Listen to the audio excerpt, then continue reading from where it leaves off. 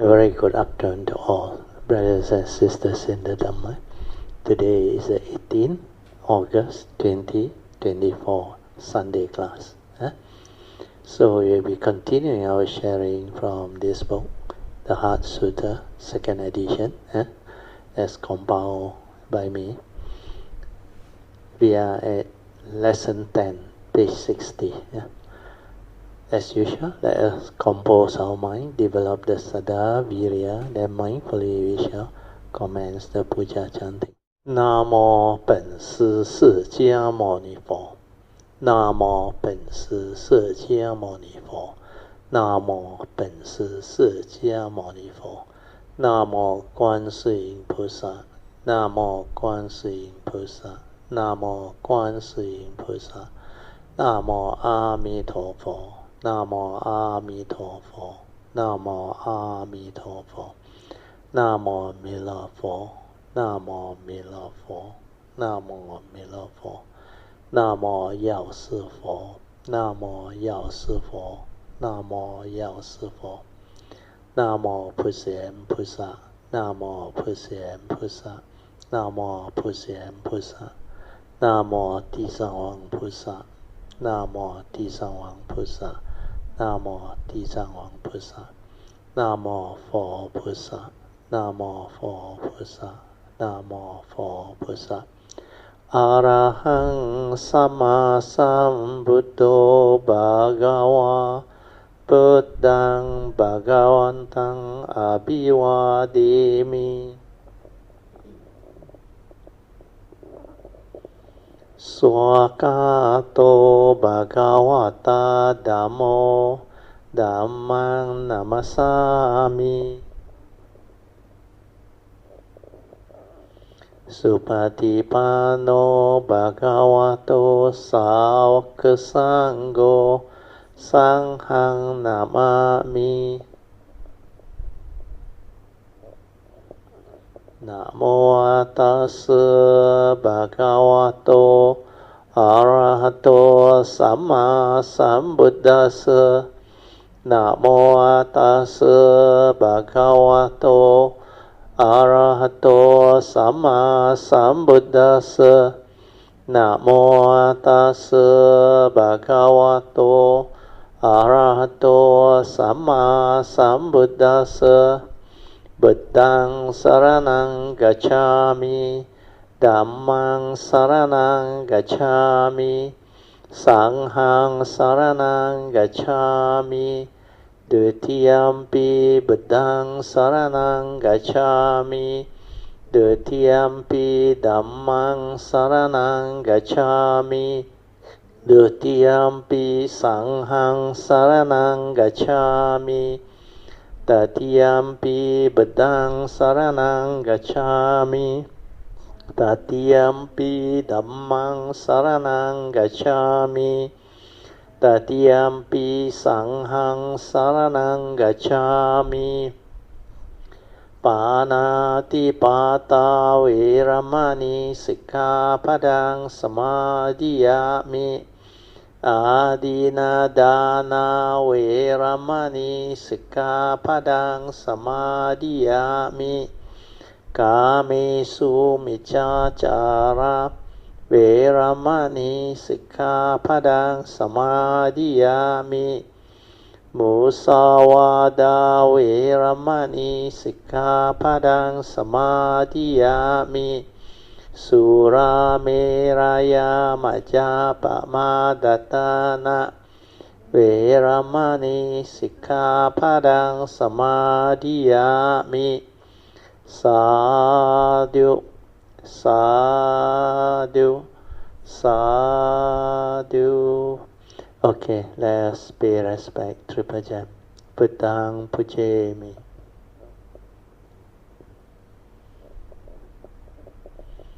Dhammang Pujemi. Sanghang Pujemi. Invocation to the Devas. In this universe in their entirety, let the deities or Devas come here. Let them hear the good teachings of the King of Sages which gives heaven and release, Nibbana. This is the time to listen to the teaching. This is the time to listen to the teaching. This is the time to listen to the teaching. Samanta Chakawalesu Atra Gachantu Devata Saddhamang Munirajasa Sunantu Sakemokadang Dhamma Savanan Kalo Ayang Badanta Dhamma Savanan Kalo Ayang Badanta Dhamma Savanan Kalo Ayang Badanta Namo Tassa Bhagavato Arahato Samma Sambuddhassa Namo Tassa Bhagavato Arahato Samma Sambuddhassa Namo Tassa Bhagavato Arahato Samma Sambuddhassa Iti Piso Bhagava Arahang Samma Sambuddho Vijja Charana Sampanno Sugato Lokavidu Anuttaro Purisa Dhamma Sarati Satta Deva Manusanang Buddho Bhagavati Swakato Bhagavata Dhammo Sanditiko Akaliko Ehipasiko Opanahiko Pajatang Veditabu Vinohiti Supatipano Bhagavato Sāvaka Sangho Ujupatipano Bhagavato Sāvaka Sangho Nyayapatipano Bhagavato Sāvaka Sangho Samicipatipano Bhagavato Sāvaka Sangho Yadidang Cattari Purisa Yukani Atta Purisa Pugala Esa Bhagavato Sāvaka Sangho Ahuneyo Pahuneyo Dakhineyo Anjali Karaniyo Anuttarang Punyang Ketang Lokasati Sadhu Sadhu Sadhu.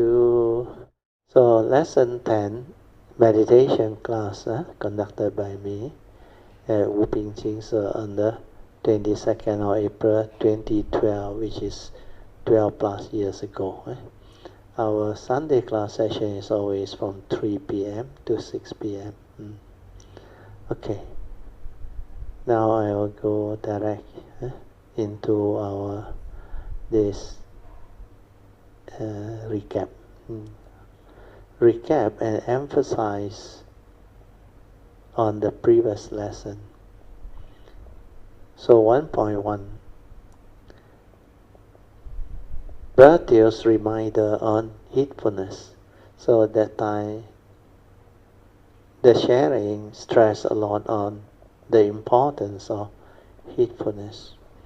So heedfulness is called apamada in Pali. To be heedful is to be ever mindful, constantly meditative. So to achieve that, we need to train our mind to be mindful, then stabilize it to be ever mindful. Then when we are in the state of stability of inner mindfulness, that is, we are ever mindful, then we can use this mind to cultivate the meditation as taught by the Buddha, which is the cultivation of the three types of wisdom, especially the three turnings of the Four Noble Truths, with particular emphasis on Noble Eightfold Path. Whereas, according to the Buddha, Noble Eightfold Path is the meditation, because the Buddha stated clearly, if you cultivate this Noble Eightfold Path, it will lead to the end of all suffering. So our purpose of cultivation of the Dhamma is to develop wisdom to realize the enlightenment, so that we can end all suffering. So Noble Eightfold Path is technically, by default, the meditation as taught by the Buddha.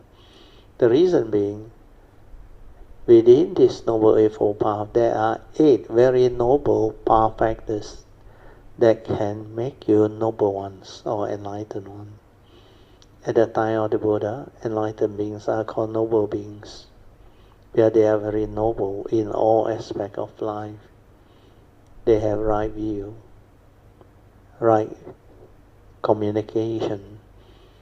That's why they develop the appropriate right thought, right speech, right action, and right living, the right way of living their life.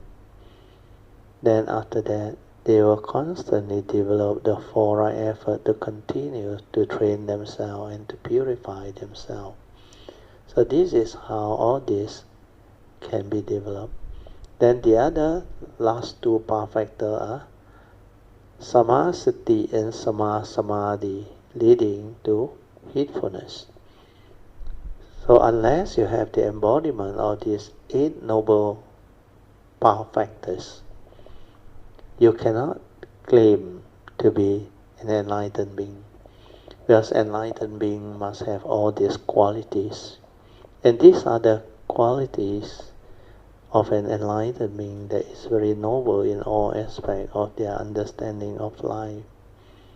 All of the nature's law that governs life and existence, the Pancha Niyama, the 3 right view with regards to the spiritual law that governs life and existence. Then they are very noble in their way they approach life, in the way they understand life and live life.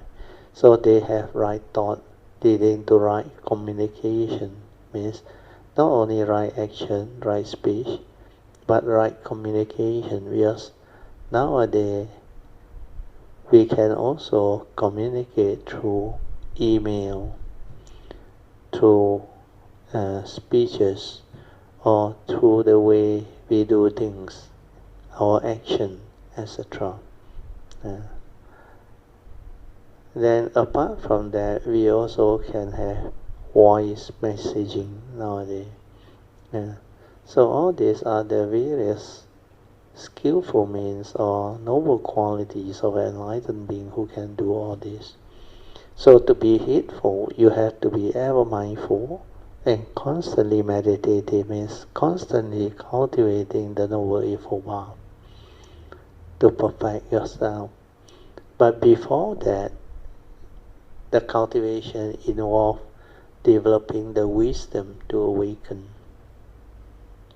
So, developing the wisdom to awaken, we need mindfulness, heedfulness, awareness.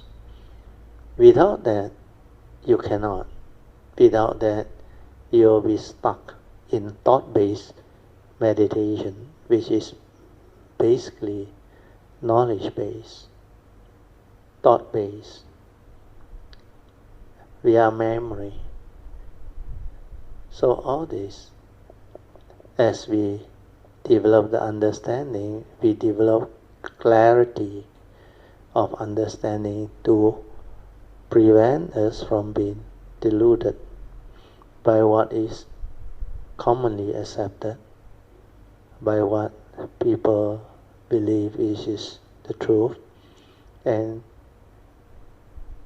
follow people's instruction, follow their method, techniques, and even so-called teachers, thinking that by doing all those things you are meditating.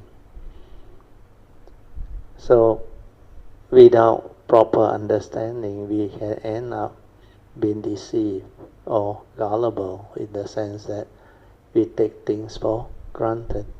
We tend to believe things easily. Without wisdom, without understanding, this thing can happen. So now I read this sentence again, the reminder I gave.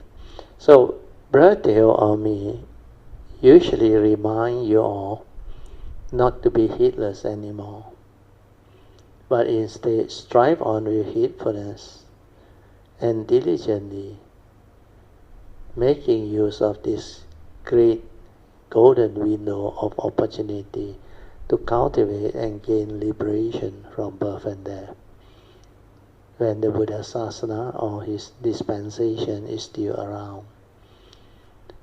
This is because, according to Lord Buddha, it is indeed very difficult to be born as a human being. 人生难得, and even more rare and difficult to be born during the era of the Buddha Sasana, and to encounter the Buddha, Dhamma. In Mahayana or Mandarin, they say 佛法难闻. So 人生难得, 佛法难闻. Then the next phrase is, since we are so blessed, so lucky, 人生难得今已得, even though to be born as a human being is very rare, but we are already able to receive such condition to be born as a human being. So that itself is a great blessing. Then 佛法难闻今已闻, even more rare and difficult is to encounter the Buddha Dhamma. So all these are very, very rare indeed. But yet, we are not only born as a human, we have been born in an era where the Buddha Sasana is still around, where the teaching can still be found. So if you already fulfill the two most rare, or what we should say, unique condition to really develop the cultivation, to realize the enlightenment, we should go all out to strive on with heedfulness to realize the enlightenment. That's why the Buddha continued, he said.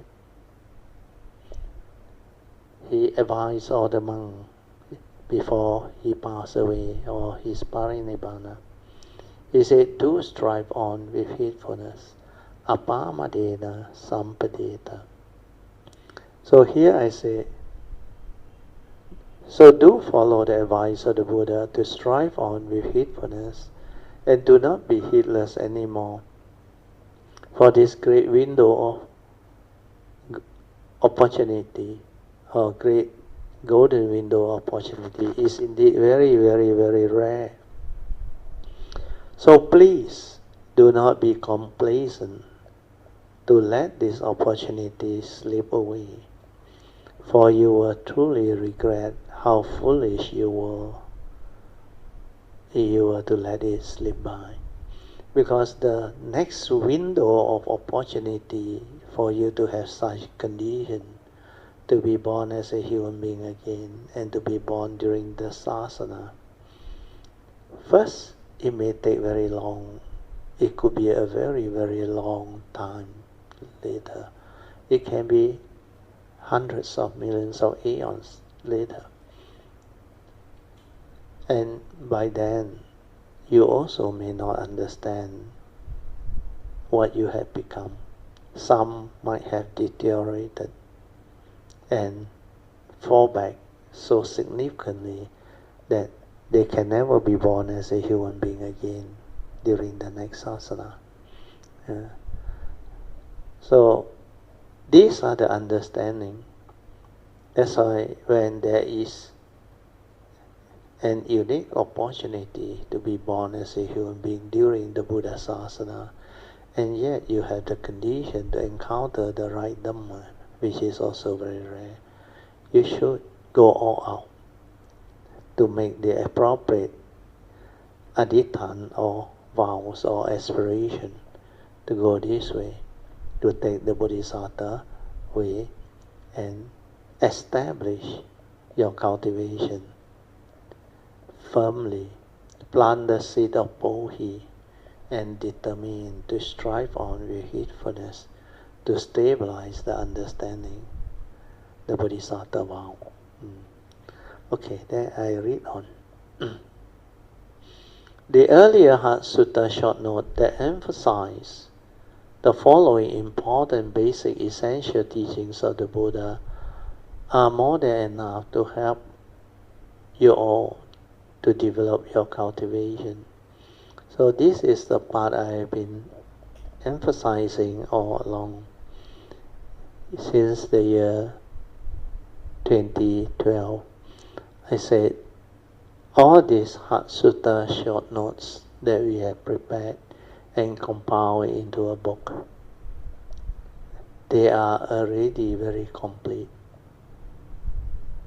To understand the basic essential teachings of the Buddha, they are very complete. That's why I put here as more than enough to help you develop your cultivation to realize the enlightenment. So here I summarize again what are the important cultivation that cultivator of the way must develop.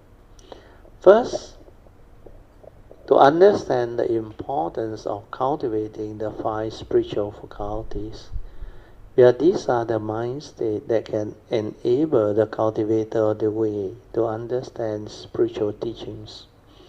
And at the same time, when you have them, it will root out the 5 opposite mental hindrances that will hinder the cultivator from entering the meditative state of inner peace, inner calmness, and inner awareness. So this one is very important. So what are the 5 spiritual faculties? They are Saddha, Virya, Sati, Samadhi, and Panya. And all these 5, you can develop them with the understanding of who the Buddha is, and how unique a being he is, and how special a teaching he has realized and shared with the world. And because of that, you will develop the Saddha leading to the Virya, the faith in the Buddha and his teaching. Well, he is a very unique being.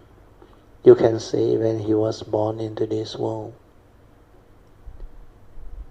he is the wisest and most virtuous living being ever to be born because of his cultivation and perfection. So to have him as your teacher, as your guide, is truly a great blessing. That's why your respect and gratitude towards him and his teaching will be very strong and very stable, unwavering.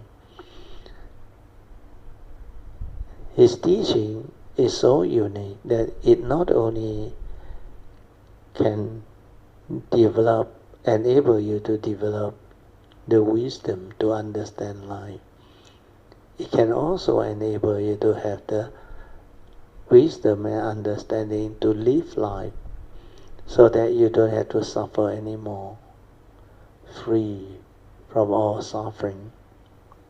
You can end all suffering. This wisdom is truly unique.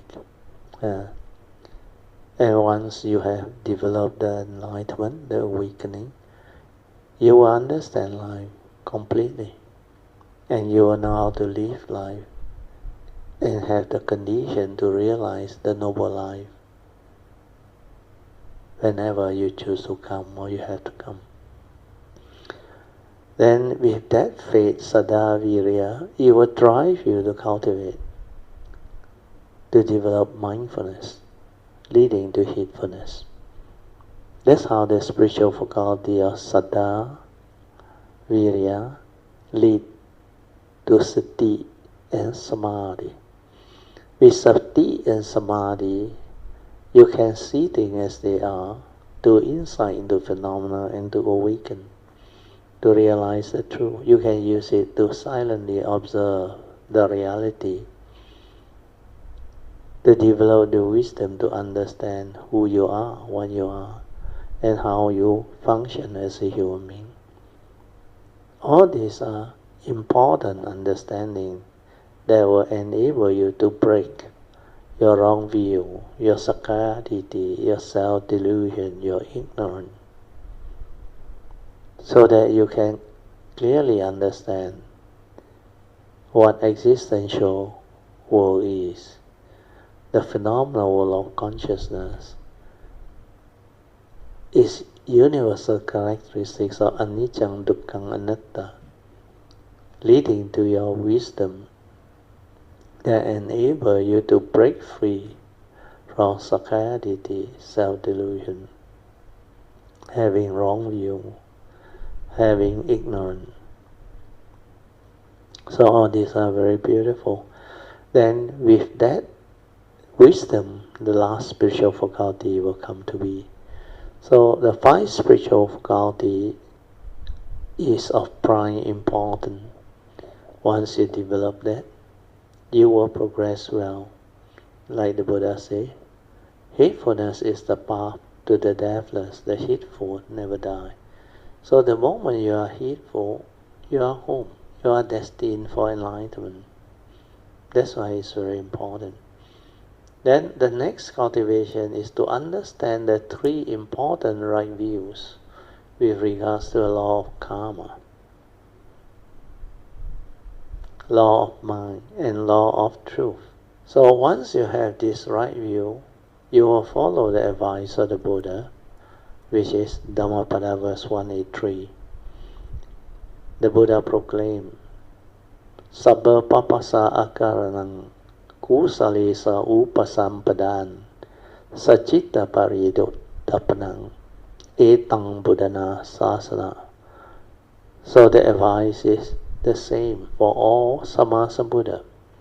Sabba, all, papasa, evil, akaranang, all evil has to be avoided.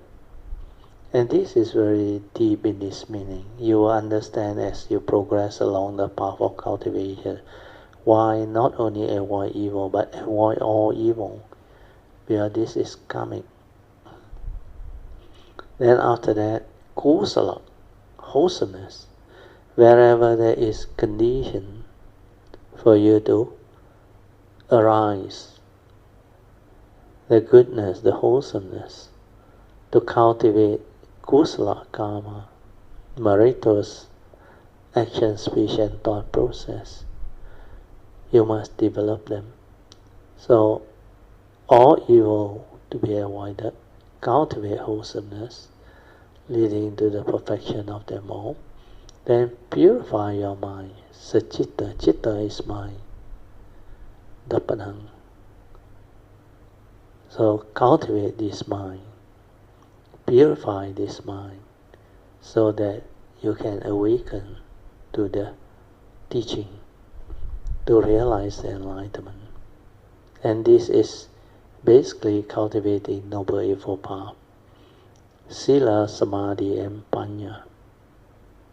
So, advice of the Buddha to avoid all evil is to keep your precepts, Sila, in place.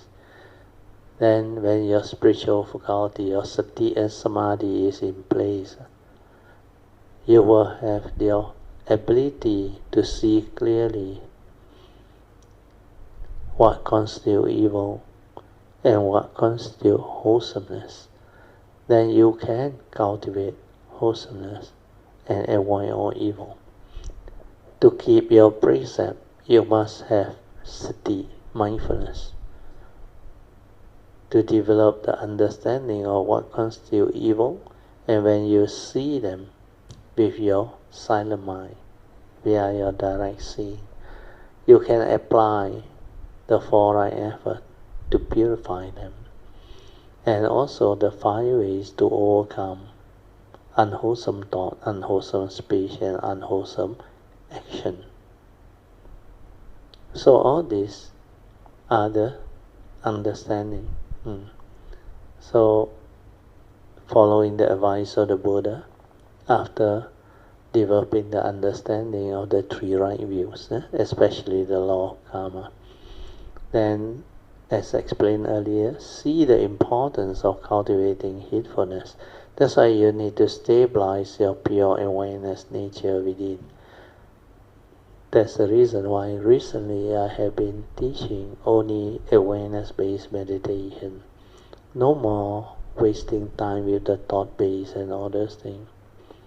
Of course, you want to apply your method and technique that you are familiar with, you can, but ultimately you must understand what is important is heedfulness. So whatever method, techniques, or teaching that people teach you are just initial skillful means to train your mind to be aware. If you don't do that, you will deviate. You will end up in focusing, concentrating, one-pointedness, thought-based meditation. So all these are very important understanding. So importance of cultivating heedfulness means understanding the real meditation as taught by the Buddha, which is awareness-based, sati-based, leading to heedfulness, and not all the thought-based meditation that leads to energy field, concentration, samatha, energy field type of cultivation that usually deviate into psychic ability and very strong energy field being developed. Then the next part is number 4. Importance of understanding the meditation as taught by the Buddha and the 3 turnings of the Four Noble Truths, especially the second turning.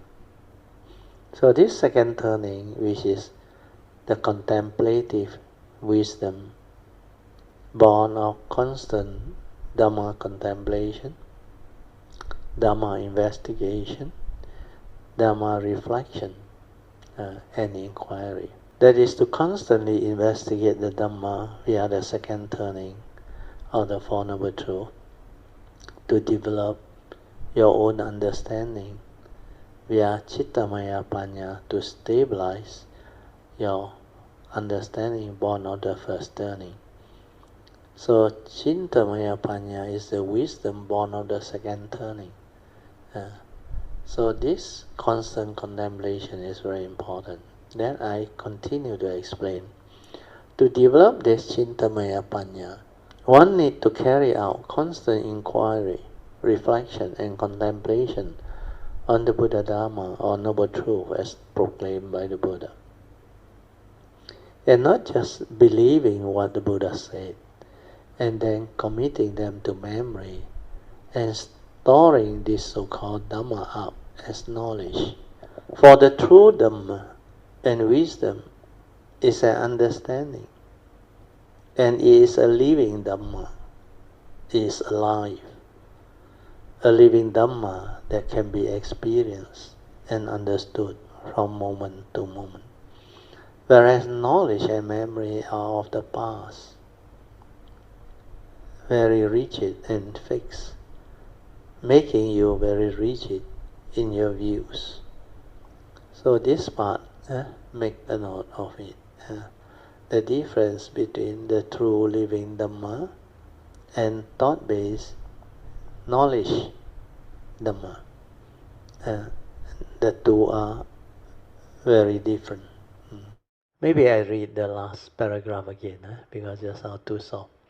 So to develop this Chintamaya Panya, one needs to carry out constant inquiry, reflection and contemplation on the Buddha Dhamma, on Four Noble Truths as proclaimed by the Buddha. And not just we are believing what the Buddha said and then committing them to memory and storing this so-called Dhamma up as Dhamma knowledge.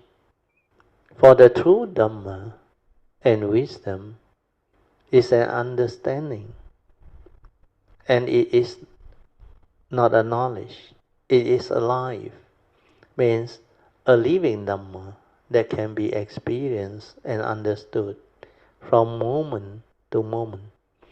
Whereas knowledge and memory are of the past. They are most of the time very rigid and fixed, making you very rigid in your views and approach to life. That's why knowledge gives rise to duality. They tend to argue about right and wrong, good and bad, wholesome and unwholesome. So duality limits the understanding. Whereas if you can transcend duality, then you understand truth. You can see things as they are. Like the Buddha said, thing is just the way it is. Means no right, no wrong. That's why I explained before. When people talk about right and wrong, it's their individual way of perceiving a situation as right or wrong, good or bad. These are conventional reality, which are not ultimate truth. If you have the wisdom and the understanding, then you will come to that very clear conclusion. Everything is just the way it is. What is the reality. Condition like that, things will be like that. It cannot be otherwise. Like the Buddha said, whatever arises, there are causes and conditions behind. What is the meaning? The meaning is everything that happens in life, every moment, every instant, is already fixed. It cannot be otherwise. But the way we perceive it can be very different, because each and every one of us, we use our own views and opinion and conditioning to perceive it, our belief system to look at it, our knowledge to look at it. But when you have the wisdom, you will come to know that this is the reality, suchness, ta. Means what? Thing is just the way it is, like the Buddha said. Condition like that, things will be like that. How can we make use of this understanding to explain life? Means the world is the world. People are just the way they are. Means everything is just the way it is. Deluded people do deluded things, say deluded things. And they are just the way they are. No right, no wrong. You are according to them. They are still right. But according to you, you don't like what they do and you say it's wrong. So, all this which the world creates through their convention, means relative truth, has got no meaning. We are right according to who? You never ask. According to the individual's way of perceiving and interpreting it. Whereas if you have the wisdom, thing is just the way it is. Like the Zen, the third type of seeing, 看山又是山. Whether it's mundane seeing or supramundane seeing, they are just the way they are. Deluded people, non-enlightened people, they see with mundane eye, mundane seeing. That's why they will describe all those things. They say there is a mountain. It's a mountain. So what? But that is suchness seeing. When you have suchness seeing, you can accommodate both the duality. There is basically no right and no wrong. That's why wisdom enables one to transcend duality. When you have true wisdom, you are not rigid. You don't have to argue with people. the situation can be understood clearly. Then when condition already fixed, which is nature's condition, and you wanting your way, which is not according to nature's condition, then you will suffer, like the Buddha said under the first noble truth, seven reality. When one cannot get what wants, when you cannot get what you want, suffering will be the result.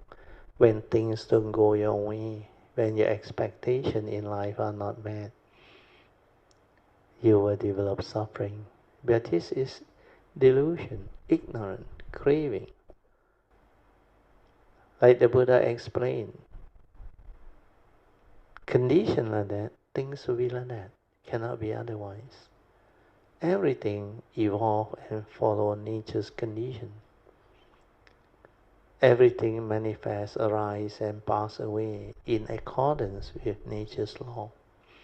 So when you have the wisdom to comprehend all this, to understand all this, then you develop the wisdom to be at peace with all situations. That's why ability to be at peace with all situations is what the real wisdom is all about. It's not about trying to be right, arguing with people, no point.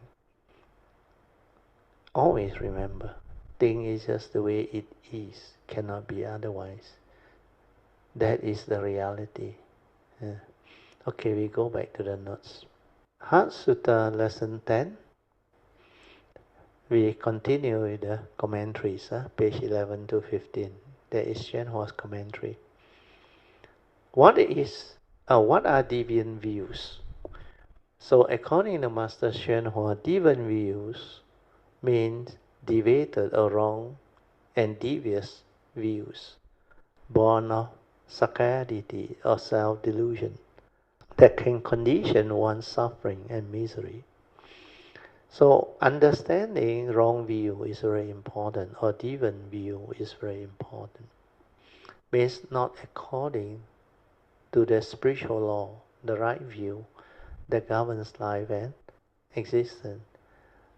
Like the universal characteristics of anicca, dukkha and anatta. You cannot see or realize that truth, those universal characteristics. So to you, everything in this world, existential world, appear so real, so permanent, as if you can own them, you can have them, and you can cling on to them. But then, when you see with the direct seeing, you realize that they are dependent, originating, condition, arising, cause of phenomena, not a permanent, unchanging entity, no reality. They come and go, dependent on condition, they arise. And when conditions cease to be, they cease to be. So when you saw all this clearly with your mindfulness and awareness and heedfulness, then you will not be deluded. You will not cling on to things and want to own them and have them. Then you will understand that your form and mind is also dependent, originating, condition arising, cause of law. It's not a permanent, unchanging entity where you can cling on to, hold on to and say, this is me, this is I, therefore all this can be mine. That is real delusion. Then you think all the beautiful mind states or pleasant sense experience that we come to experience, they are like very real, very permanent, then very beautiful.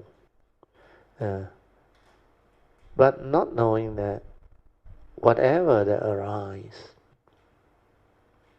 when causes and conditions cease to be, they will cease to be.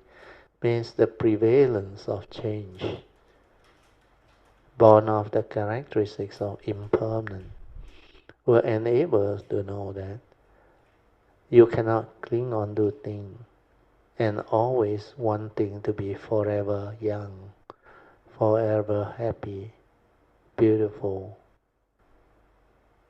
because they go the way of nature.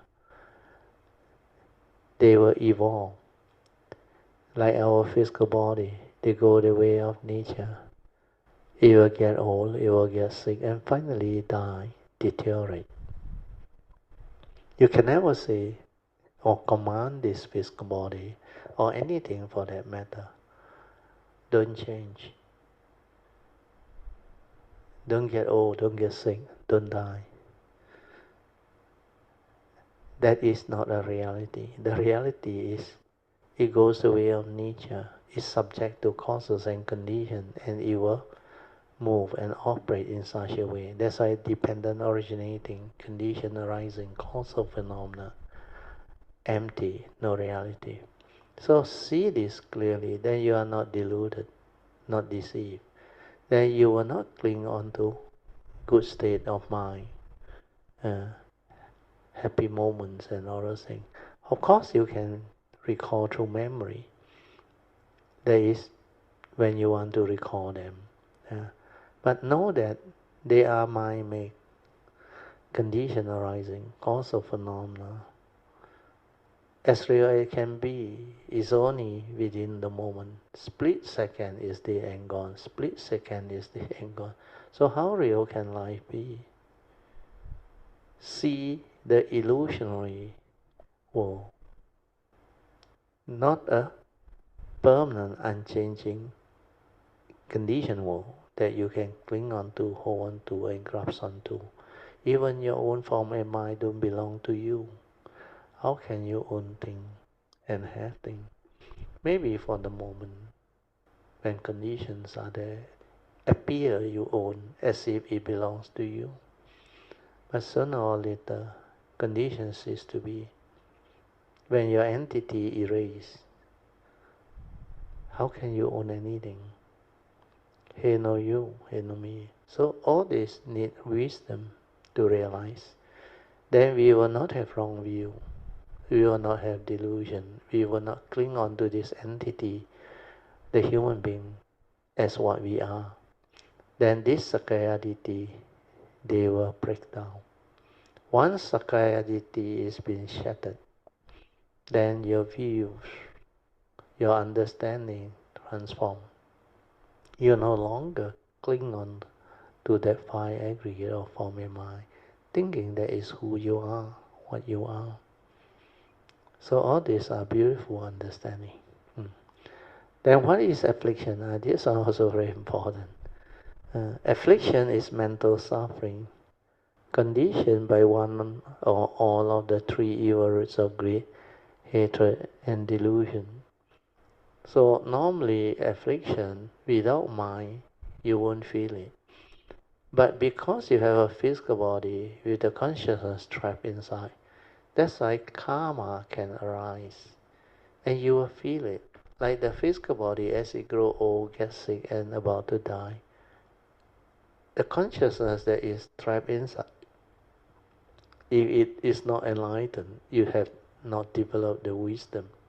You will attach, you will cling, you will grasp, and you will worry about it getting old, getting sick, and die. But you have awakened, all these delusions cease to be, and you will know the physical form is not you. It goes the way of nature. That's why in the Heart Sutra it's very clear. In true emptiness,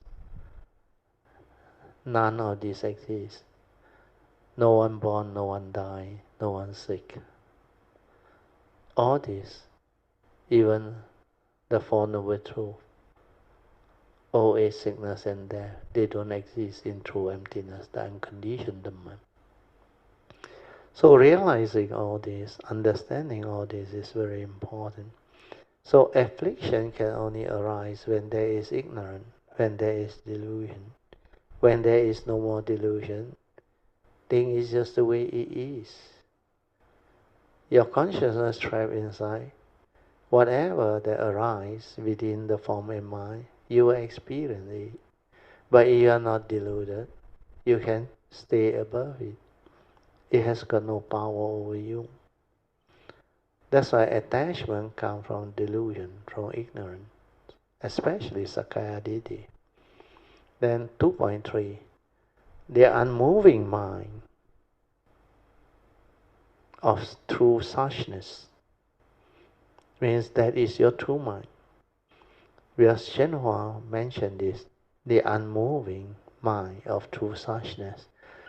Like I said, the first thing to come out is the pure awareness.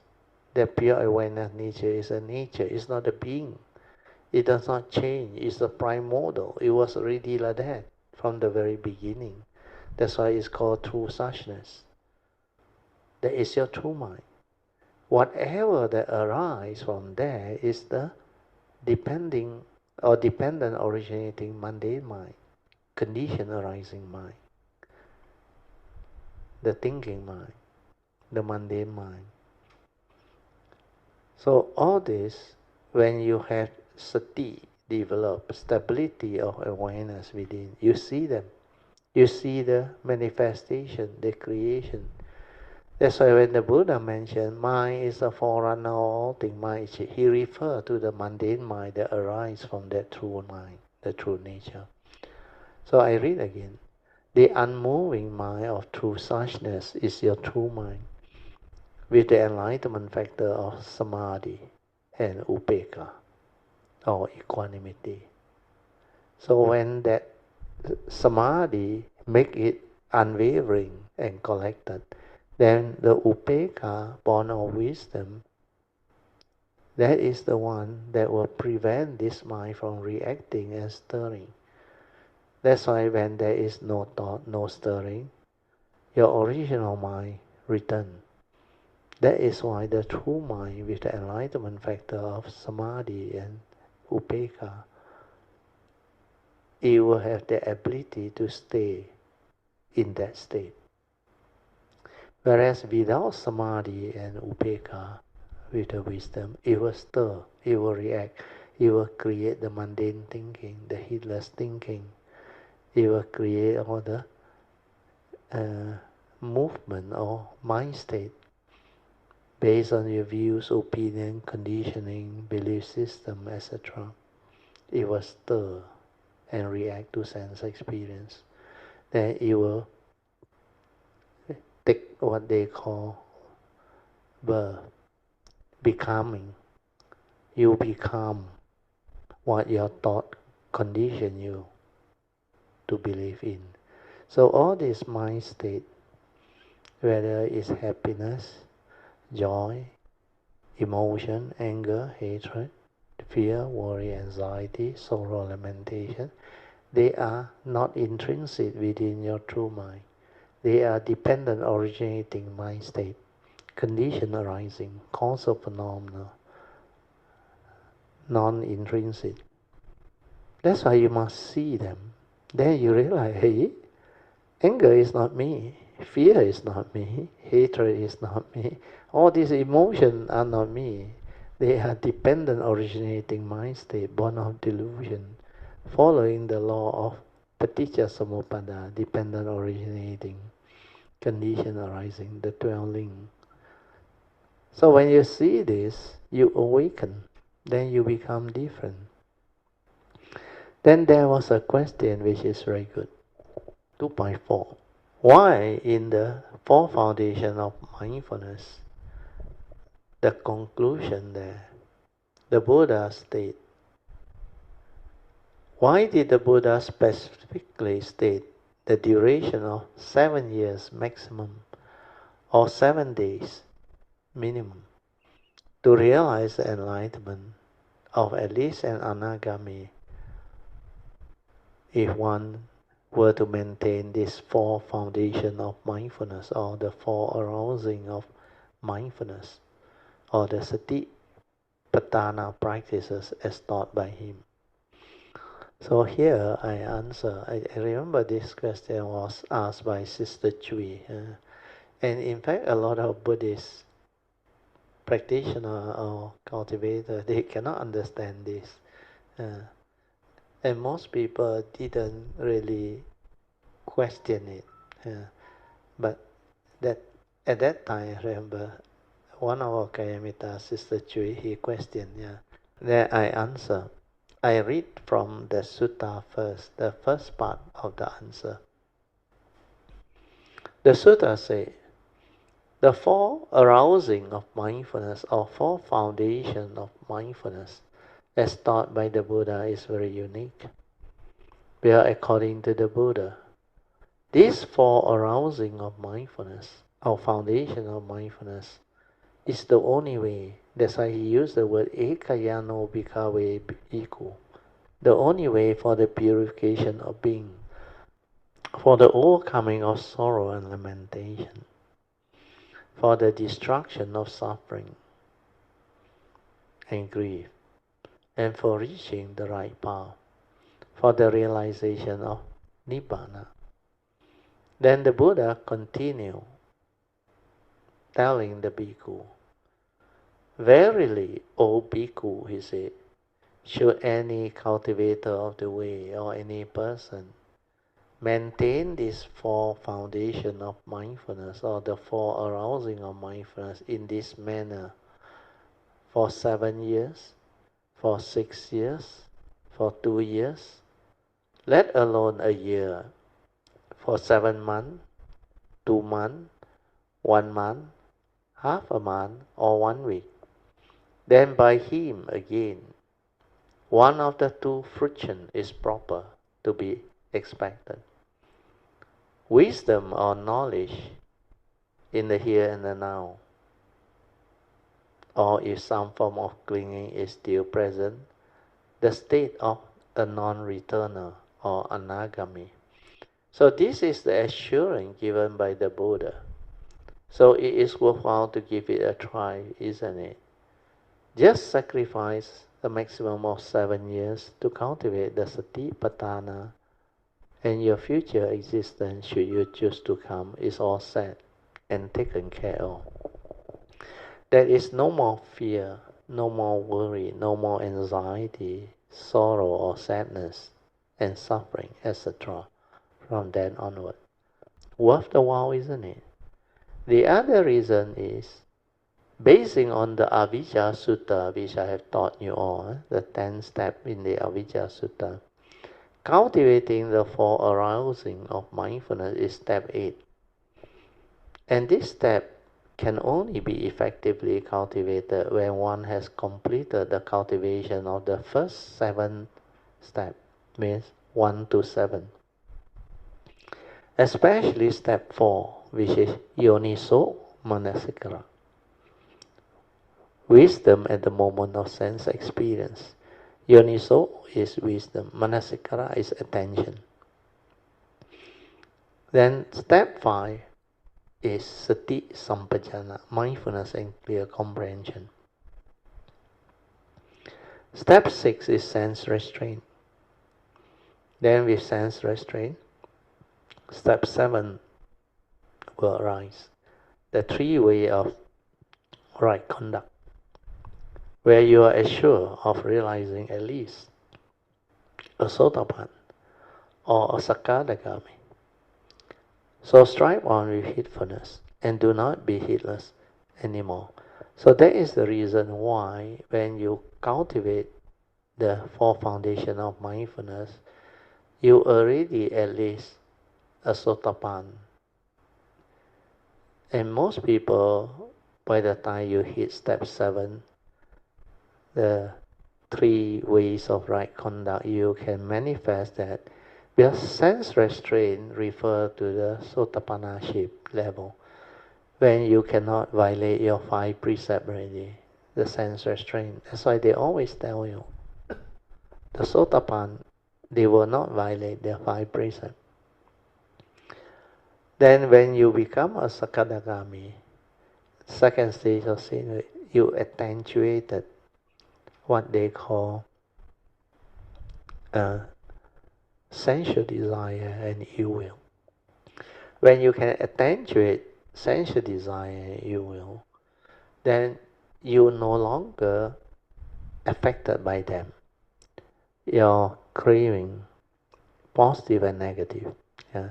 And because of that, you are able to cultivate not only sense restraint, you can never violate the three way of wrong action. That's how you cultivate the three way of right conduct. And when you can do that, most of the time, the cultivator of the way we have realized Sakadagami, second stage of sainthood. Then the Buddha also under the Satipatthana Sutta, he mentioned very clearly, after overcoming covetousness and grief, then only you can cultivate the four foundations of mindfulness. So what is overcoming covetousness and grief? Covetousness is your sensual desire, your craving. Then grief is your anger, your hatred. So sensual desire, ill will, if you can attend to it, it means you have overcome covetousness and grief, which fulfill what the Buddha mentioned under the Satipatthana Sutta. After overcoming that, that's why after you have developed step 6 and 7, only you can go to step 8, which is cultivating the four foundations of mindfulness, or the four arousing of mindfulness. That's the reason why a lot of people didn't see those those very important pointers that the Buddha has prompted them in the sutta. After overcoming covetousness and grief, then only you can cultivate. But I realize a lot of cultivators of the way, they become gullible. They heard the sutta opening statement, Ekaya no bhikkhave bhikkhu. This is the only way for the purification of being, for the overcoming of sorrow and lamentation, for arriving at the right path to realize the enlightenment. So they very eager to cultivate four foundation of mindfulness, not knowing that you have to break through first stage of sainthood and second stage of sainthood. Otherwise you can't. And to develop the four arousing of mindfulness or four foundation of mindfulness is not easy. But these are they call it arousing or foundation. You must develop your foundation, your mindfulness foundation. That's why the Buddha start with Kaya Nupassana. Kaya Nupassana is the first arousing of mindfulness. You have to anchor your mindfulness to your Kaya. You cannot do that. You cannot stabilize your mindfulness. That's why you have to develop it until very stable, until your mind enters sati. That's why under the four foundations of mindfulness, the first foundation, the Buddha said, you start with Kaya Nupassana, means mindfulness of Kaya. Kaya, our bodily activity, the first foundation. So the first training is mindfulness of the in and out breath, anapanasati is it. So this one is mindfulness, it's not focusing, it's not feeling and other things, it's mindfulness. So mindfulness on the breath, breathing in away, breathing out away. So this is how you develop stability of mindfulness. So the training of the mind to be aware is the first thing. Then stabilizing it so that it's ever mindful. Yeah. Then only you can experience piti, sukhang. And finally, when the mind enters sati, you realize pasati. These are enlightenment factors. That's why you must start with that in the form of meditation. Then after that, the second category of cultivation is mindfulness of the four posture. The Buddha said, okay, now you continue your mindfulness training from your breath into the four posture, which are more easy, because they are the basic posture. That's why the Buddha says, standing, away, maintain awareness from inside. Then walking, away. Then after that, sitting, away. Lying down, away. But there is another cultivation that covers the continuity of the four posture. That one is under the third category of cultivation. The Buddha called it Sati Sampajana. Means you must cultivate mindfulness with clear comprehension of all action and all movement in the present moment. That's why in the sutta is mentioned in the third category of cultivation, Sati Sampajana. He said, standing aware, looking forward aware, turning, bending, stretching aware. Whatever action, movement in the present moment aware. Even answering nature's call aware. So this is how, from that first foundation of mindfulness, you develop stability of daily mindfulness. Means not only the four posture, all action, all movement in the present moment. The other way to do it is anapanasati, or our four, what we call support, to develop awareness-based meditation. So this four support is relax, maintain awareness, then stabilize this awareness. So instead of going around and do all the method, technique, or skillful means to train your mind to be aware, and finally come back to the same thing, stability of awareness, sati, you might as well use the four support, especially the first three, to develop sati. And to develop sati, there must be no thought. That's why nobody meditating, nobody doing. Don't try to know, don't try to do. Yeah, all this doing and knowing is by the thought. When the thought is active, you cannot be mindful. That's why anapanasati is, you follow the instruction, breathing in, when your breath go in, your awareness follow as one, in harmony. So breathing in aware, breathing out aware. This verbalization also gone. You just breathe naturally until your awareness and your breath move as one. Then after that, you realize your stability of mindfulness develop. Initially, it's like long breathing. Continuous breathing means your mindfulness become continuous. Then if you are not careful, you can go into deep absorption of mindfulness. It makes you very calm, very still, until you reach apana samadhi. Then you become very, very mindful, continuous mindful, until you become so tranquil and so still that you want to stay inside.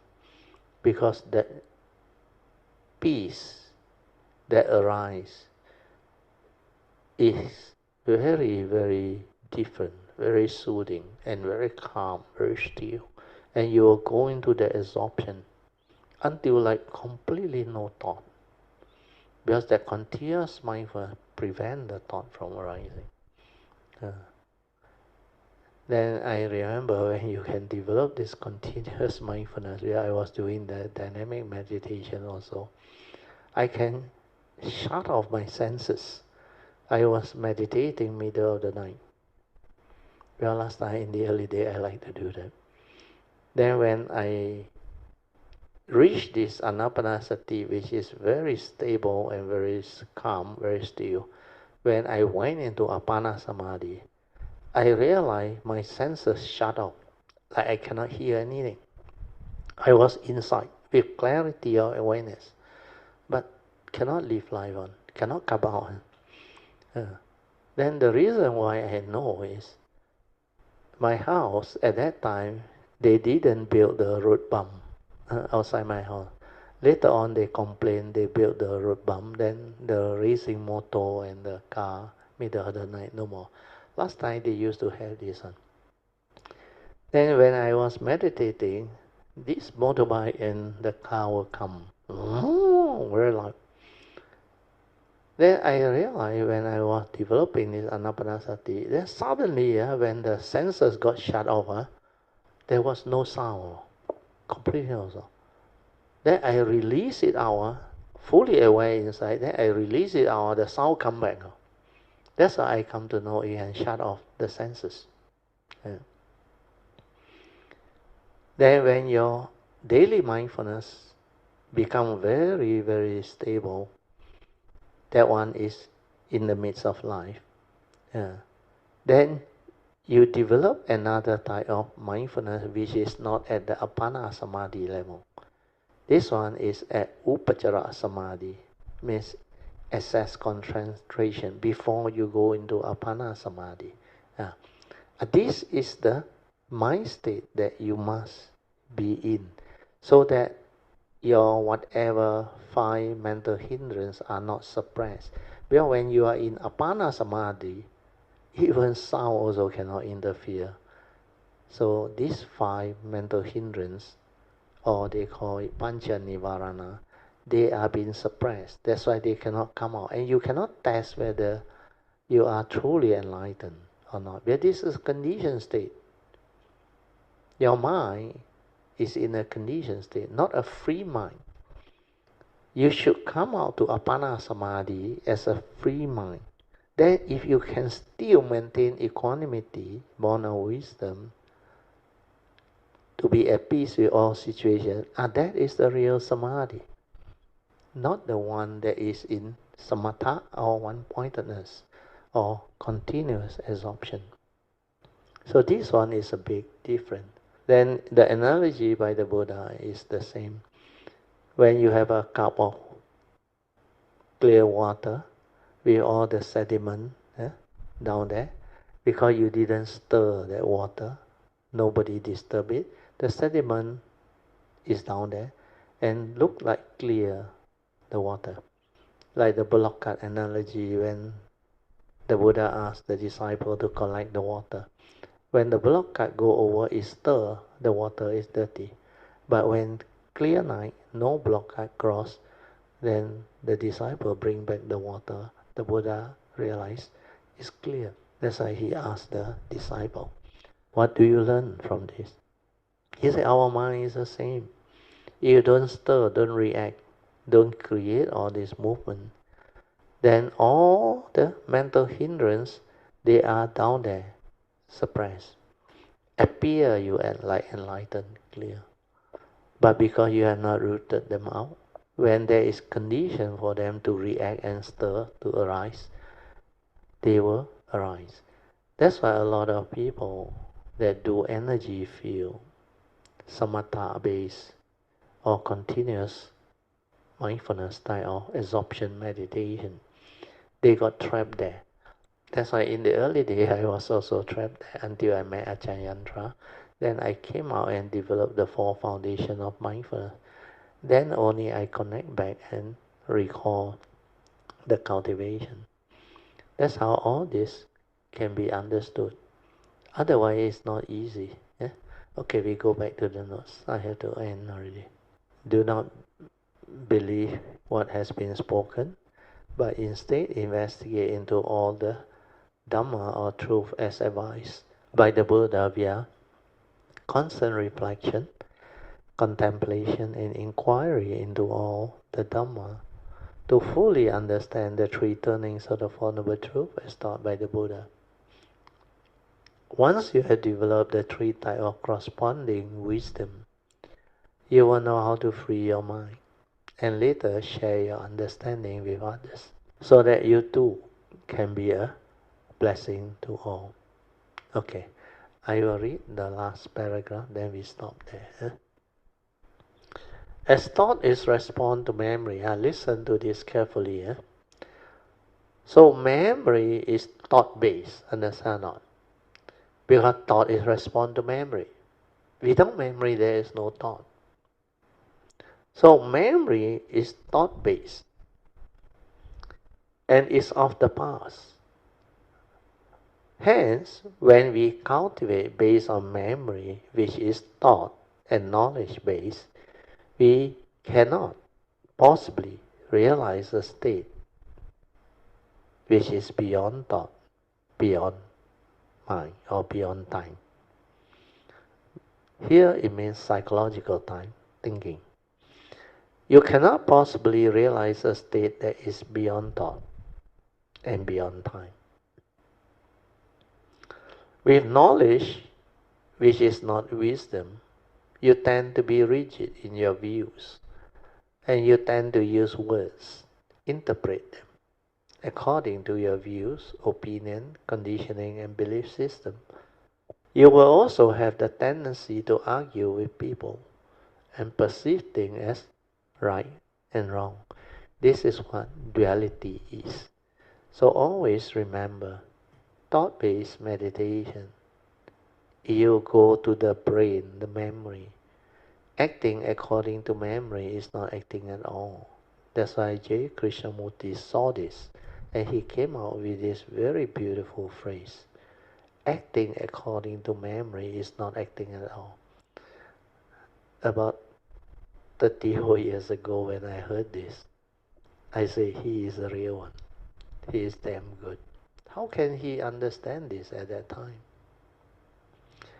That's why those who cultivate, they will know. You cannot act with memory. With memory is knowledge. All your accumulated experience, views, opinion, conditioning, and belief system. And it includes your phobia, your whatever scars of memory, insecurity, fear, worry, anxiety. So all these are negative tendency, negative emotion, born of delusion. So acting according to memory is definitely not acting at all. Where these are all negativity of memory, born of your evil roots of greed, hatred, and delusion. So how can you act with that? That's why J. Krishnamurti was very wise. He saw this. But he couldn't use the Buddhist understanding to teach how to act. He just said don't act according to memory, but he never teach you how else to act. But I realized through the Buddha Dhamma, because the only way to act is as per the Buddha's advice. Act with noble eightfold path. Act with wisdom, right view, right understanding. That's why I saw the word yoniso manasikara. If that one don't come out and prompt you, you cannot act. You will stir your mind, you will react. That's why wisdom, born of the first turning, second turning, and third turning of the Four Noble Truths, are the three important wisdom. Suttamaya Panya, Chintamaya Panya, and Bhavanamaya Panya, born of the direct seeing. So all these are the wisdom that arise, and it's connected to our nature, I realize. That's why you must act not from memory. Act from your understanding, your wisdom, born of Yoniso Manasikara, the first, second, third turning wisdom. So once you have that, then you can act. That's the reason why I always share with Yun Chan and some Kayamita in the early day. I say wisdom you cannot learn. Wisdom is a realization and understanding. You have to insight into it, awaken, or through silent observation of what is to awaken and to realize the truth. Then when you have, means you have. It's in your nature. No need to remember. Then when the time comes, when situation arise, that being will know how to act. But the understanding will surface, manifest. But it's not from memory. It's like acting according to that wisdom which has been realized is true action. So you act with wisdom, act with right view, born of understanding, no longer rigid memory. Condition like that, things will be like that. The understanding will surface. Then the essential Dhamma, the powerful understanding of the Dhamma teaching as taught by the Buddha, they will all surface.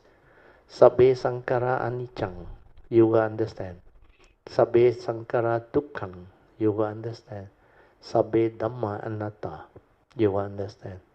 Then when the Buddha taught the monk to recite all this, Rupang Anichang, Rupang Anatta. Very clear the meaning, very beautiful. Then Vedana Anichang, Vedana Anatta, followed by Sanya Anichang, Sanya Anatta, then Sankara Anichang, Sankara Anatta. All this become very clear. Then Vinyanang Anichang, Vinyanang Anatta. Then he summarized, Sabbe Sankara Anichang, Sabbe Sankara Dukkang, Sabbe Dhamma Anatta. All this become very clear. Then that type of stability or understanding and wisdom will liberate your mind, will free your mind. So all this is what cultivation is all about. Okay, so we stop here. Huh? I mark this page, then we can have our 45 minutes of awareness-based meditation. Relax body and mind. Maintain awareness. Then stabilize it. And for those who have already developed the stability of awareness, you can go to your heart and develop the fourth support trust. Okay, I will set the alarm. Then you can meditate on your own. You all can slowly, mindfully come out meditation. Try to maintain whatever inner peace, inner calmness, and inner awareness that you have developed for as long as you can. Okay.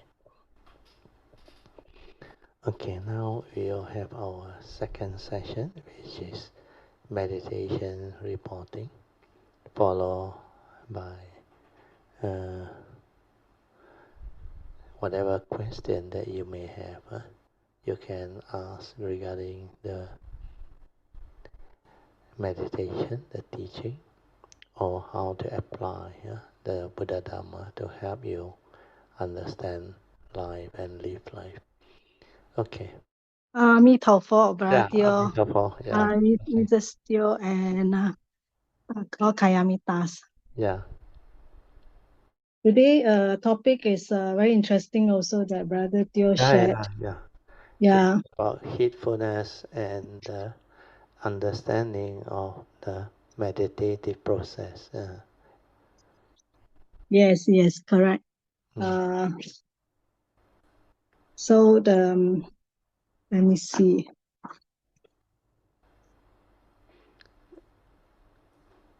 Actually, all this sharing in Brother Teo's Heart Sutra is very useful for me. You know, very useful for me. Even up to today, I mean, it's still very useful. And then every time when Brother Teo share or I read the book, it gave me a different level of understanding. Unlike last time. Yeah. Because the Heart Sutra, this one is actually a very difficult topic. And to penetrate the teaching, the cultivator who actually developed the understanding has to be very, very good. Then after that, when they share, it depends on the audience or the people listening. So those who already have the Dhamma understanding, when you listen, maybe you will get interested and develop the joy and all those things. But most people cannot. At that time, when I started the sharing during that time, I think 2012, it's not easy. It's not easy. So at that time, most Kayamita also may not have developed the understanding. Of course, there are a handful of them who are already progressing, But because of what happened at that time when I share, there were causes and conditions at every of this sharing for the teaching to come out. Then most of the time is the non-humans or the Devas, the Dhamma protector, and the other beings that are around. They want to understand. Then that sharing become different. And most of the time when I share at that time, it was mainly, I think, for the initial teaching to be taught, the what they call superficial teaching of the Theravada tradition. And my intent and purpose at that time was to assimilate the Theravada tradition with the Mahayana tradition so that people can understand the teaching better. Then it turned out to be like quite beautiful in the sense that at that time there were a lot of questions that were asked. They are like meant to be. So what happened was, at that time I was able to explain all these questions and sharing so that it can be useful for cultivator of the way to understand. Then because of the constant sharing and repetitive question from those few topics, the teaching become integrated. Then during that time, like you mentioned very true, a lot of Kalyamita actually told me after I go through the Heart Sutra teaching at the annual retreat, many of them understand it differently as I continue to share from the Heart Sutra book. Because at different time, different level of understanding, they can only assimilate or take in that much. Not until they progress, and then the teaching become more in-depth, more detailed again. That's why not only you realize that every time you listen to the sharing, it's like different again. There is a deeper and more penetrative dimension, especially the last two sharing where I explain this Heart Sutta over 8 months or maybe longer. Uh, During this sharing, I have the time, the luxury of time to actually explain and go into deeper understanding based on what the Kanyamita has developed as progress. And because of that, when you listen, after you have developed some form of progress or understanding, you listen again, you have a better base to receive those deeper teaching. That's why you will start to experience all this, like you mentioned. Every time you listen to it, there are a lot of things to learn, and there are like a lot of new things inside there. So all these are very normal because I have received a lot of feedback from our Kayamita who has attended all this Heart Sutta sharing. That's why, especially during the early days, they keep on telling me, Brother, is it every time I listen, every time I read, even song, they also sing. The understanding become different, level by level, level by level. They start to develop the deeper understanding and the transformation. Then last few years, I think, there are more people who can understand, and the condition is such that the Bodhisattva way also came out. Then I was able to move in and teach the higher teaching to develop the sharing in a different manner. So the recent sharing, they try to cover a lot more than what I used to cover when it was only at the provisional teaching or Theravada tradition for the sainthood way level. That's why in the sharing I also mentioned, as far as the sainthood way, this Heart Sutra is very complete already. Then most of the later sharing after 2016, when the Bodhisattva way came out, and more people developed the interest to understand that, then we went into the other sharing on the Mahayana Sutta, where we go into the wonderful Dhamma Lotus Flower Sutta. We also go to the Sutra of innumerous meaning, Wu Liang Yi Qing. Then we also finally move into all the other relevant Mahayana Sutta that are useful to actually explain all this Bodhisattva way. Then coming back to the Heart Sutta sharing, we have to move together and in tandem. That's why you look at the Tuesday class. Tuesday class now is mainly on the wonderful Dhamma Lotus Flower Sutta, the Mahayana Sutta. Then Thursday class is a unique code.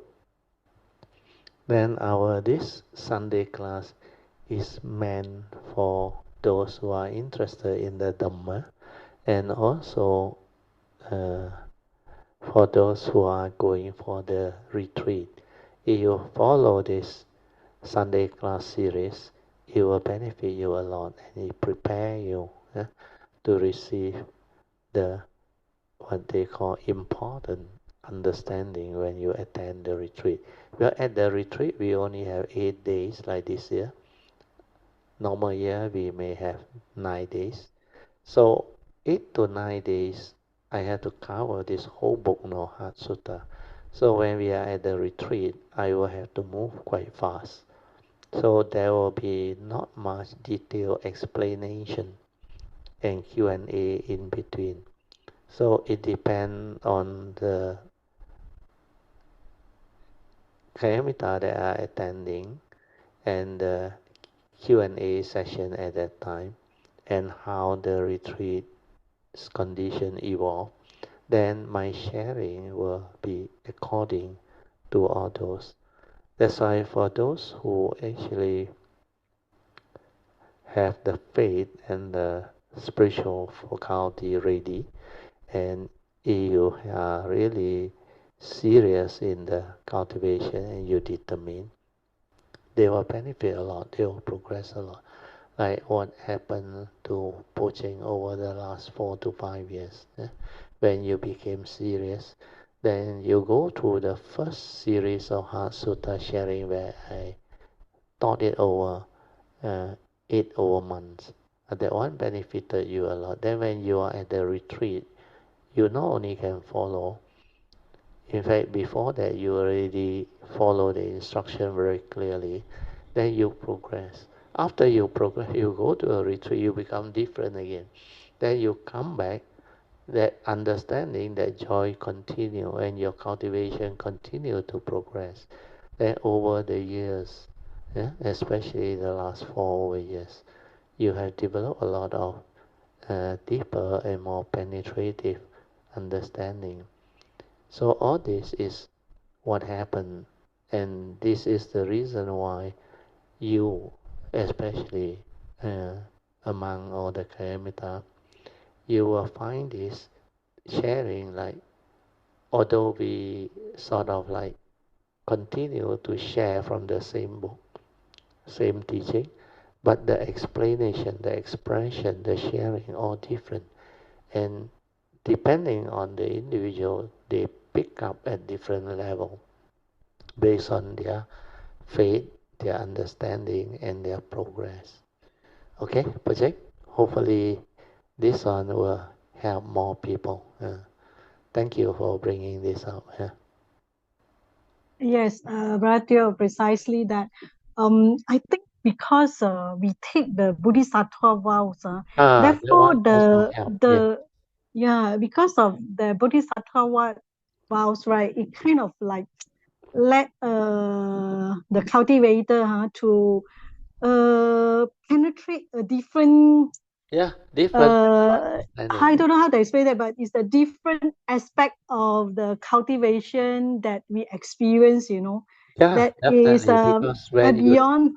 you take the Bodhisattva vow, you become very different. Where the vow will transform you.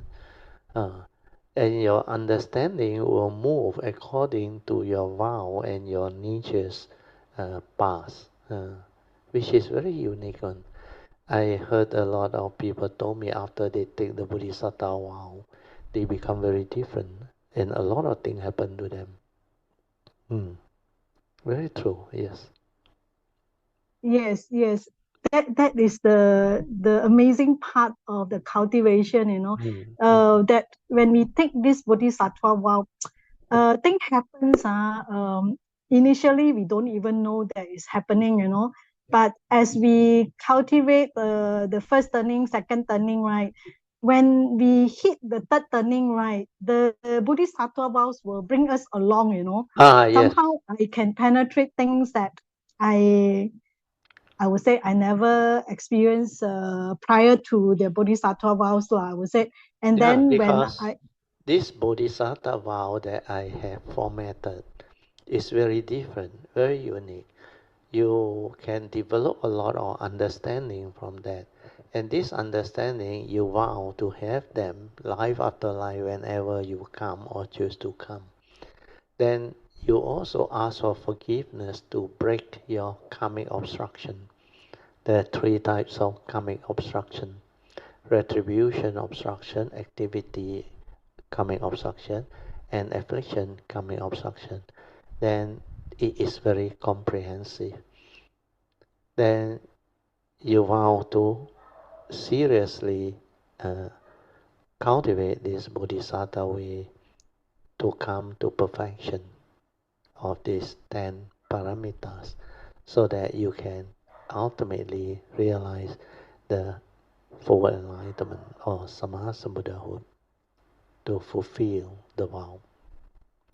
So all this, they can actually drive you. Then the understanding of those who take the Bodhisattva way become very different. It's just like the three sets of Bodhisattva precept, or what we call the pure precepts. They are more extensive than the usual Theravada tradition. In the Theravada tradition, we call it the advice of all Buddha. From there, we cultivate. Then, when it comes to the Bodhisattva way, we expanded it for Bodhisattva, so that these three sets of pure precepts, they are more elaborate and deeper in their understanding and meaning. Then I also add in the miscellaneous vow, the additional vows that we can develop. Then when the book, the Bodhisattva Way, the blue book came out, that one also added in the understanding, because the whatever causes and conditions that bring about the understanding, they were all shared in the four session that we did. And surprisingly, after I looked at the transcript, where people volunteer to translate it, then when I look at the transcript, how come it becomes so beautiful? It can become a book. That's why I compiled them into a book. It was actually from that 4 session of sharing. And that book is very, very important, very beautiful. It will revolutionize the understanding of how to go this way and take the cultivation in this way. In fact, how to develop the cultivation of the Bodhisattva we are seldom taught. They only heard about the Bodhisattva vow, the four basic vows, and different great master practitioner, they have different set of vows. So what we normally heard is Mahayana side, Amitabha Buddha, the 48 great vows, and Puja, also the 10 great vows, then Kuan Yin, and all these great beings, they have different sets of vows which are very unique and very beautiful.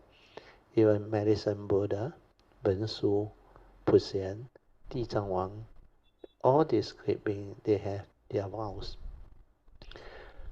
So the Bodhisattva way, basically, like I explained, how to go about cultivating it was seldom taught. Seldom taught. You can go and check up on the books and all those things. It is seldom taught. There is no real book that can concisely explain to you and teach you how to develop it. So it was because of my cultivation, the way I developed it was quite unique.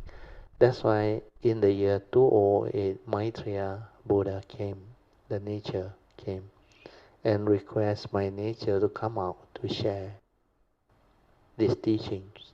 The two very important teaching. He called it the true Dhamma Fa. One is the preliminary teaching of the Theravada tradition to understand the true teaching of the Buddha, the sainthood way. Then after that, elaborate on the Bodhisattva way, the unique manner my nature has evolved and developed it. So all these are the causes and conditions that brings about the teaching in its present format and way. Then after the Heart Sutra and this Bodhisattva way book came out, together with the other transcript book, I realized that teaching has already been set and established. And like I explained in my last book, everything that I need to do or fulfill based on what Maitreya requested, I almost completed it. Now is the phase where new, deeper, more extensive Bodhisattva way cultivation. Like now, we are going into the understanding of the intricacy and complicated understanding of karma. Is much more detailed explanation of the three types of karmic obstacle that come with the karmic entanglement, especially the retribution obstacle, followed by activity obstacle, and also the affliction obstacle. So last time I just mentioned them, then explain a bit. But now, because of causes and conditions, I can go deeper into it and give you true, real-life example of what this thing is. And more people will develop the understanding. Then from there, the understanding of law and karma will become very different. No longer from the traditional Theravada tradition type of following the advice of the Buddha, sabba pasa akaranang kusalesa upasampadang sachitta pariyodapanang etang buddhana sasana. So that phase of the teaching already over. Now is going more deep into all those things. So we only last time highlighted to avoid all evil, you need to keep your precept. You're violating your precept constitute major evil. So this is the initial teaching from the Theravada tradition. Then how you need to develop mindfulness leading to heedfulness to effectively cultivate the precept, to have the ability to maintain the precepts. Then after that, you need to progress from avoiding all evil to purification of mind. And before purification of mind, you also need the mindfulness to cultivate the Noble Eightfold Path. The wholesome path means develop merits, wholesomeness, virtue, and understanding. So all these are the initial teaching. Then the wisdom way following the purification of mind to develop the wisdom of the three turning, they are mostly the Theravada tradition at that time. That's why I went into the Suttamaya Panya, Chintamaya Panya, and Bhavana Maya Panya. Then after that, we move on to another phase.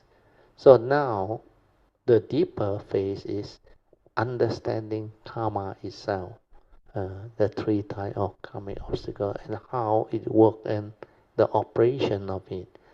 Then going deeper into the Bodhisattva with extensive understanding of the other teaching, especially the Paticca Samuppada, the working of the mind and all those things. So all this, we are going to move into it again.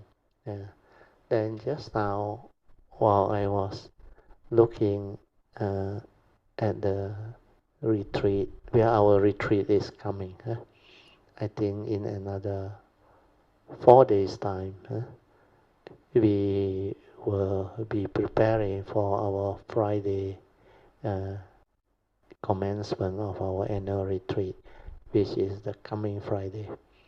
So tomorrow already Monday, Tuesday, Wednesday, Thursday. So 4 days' time, I think we will have our retreat starting on the Friday morning. So I need to gather all the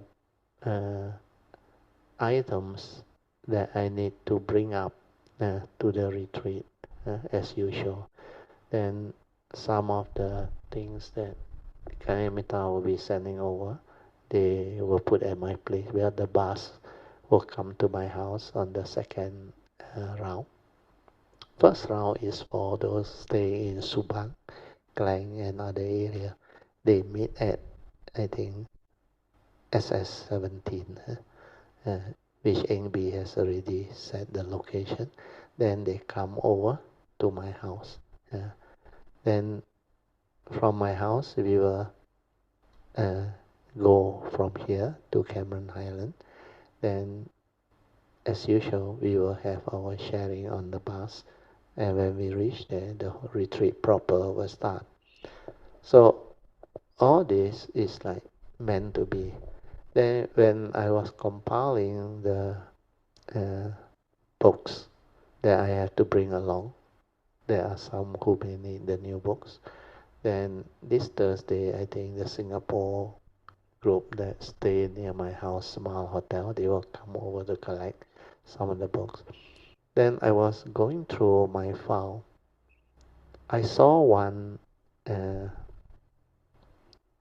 email sharing which in the year 2018 that I share. That time I think Kayamita didn't know what that thing is. Year 2016 I started the Bodhisattva way. Maybe this time around I may share that part. It's about the four circle formation also. But at that time, because of causes and conditions at that time, I went into it quite detailed during the sharing. Then I actually break it up into a full scope diagram. So not only from the source, it come to the true mind, then supposed to be the mundane mind and the phenomenal world of consciousness. But that mundane mind actually I elaborated on the whole cultivation movement. Well, from the mundane mind you start. after you cultivate, then somehow I think I managed to explain it. Then one of the Kayamita, I forgot who already, he draw out the schematic and try to develop the understanding. Then I look at it, I edited it because a lot of the things were not clear. Then after I edited it, surprisingly, it come out to be very beautiful.